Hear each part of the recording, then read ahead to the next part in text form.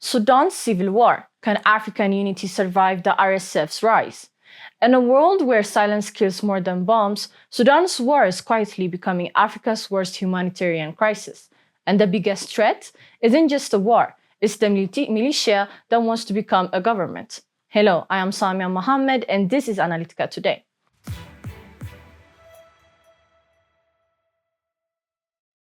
Sudan has been at war with itself for over a year.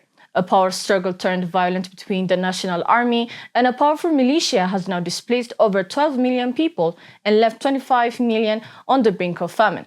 Today, we are breaking down what's driving this war, why it threatens all of Africa, and what must happen to stop it. Let's go back to April 15, 2023.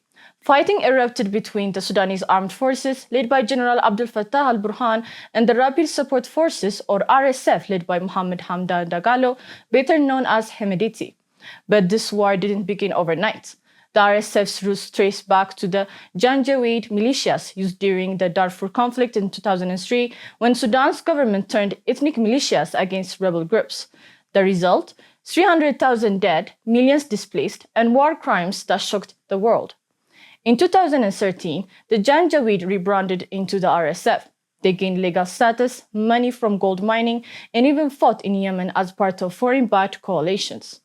By the time Omar al-Bashir was ousted in 2019, the RSF had grown into a force with money, weapons, and political ambitions. And when peace talks failed in 2023, war began. Fast forward to June 2025, the war is escalating. Fighting has intensified in Darfur, Kordofan, and Khartoum. According to the UN, over 150,000 people may have died. Another 60,000 suffered from cholera, and 16,000 were displaced in just 1 week this June. The RSF stands accused of ethnic cleansing, including the massacre of the Masalit people. One of the worst attacks, El-Fasher, April 2025, over 30 civilians killed. Meanwhile, the RSF now claims to govern parts of Sudan. In April, it announced a government of peace and unity with allied factions. That charter, signed in Nairobi, is a direct challenge to Sudan's unity. This isn't just a conflict, it's a fragmentation. Here's the thing, the RSF isn't just a rogue militia, it's trying to become a state. And that poses a direct challenge to African sovereignty. Because if the RSF can use war crimes to gain power, what message does that send to the rest of the continent? This crisis is a test, not just for Sudan, but for African solidarity itself. The humanitarian toll is staggering. Children are out of school, refugees are pouring into Chad and Ethiopia, straining their resources. And the RSF's control of Sudan's gold mines means it can fund itself even as it defies the African Union, the UN, and the humanitarian law.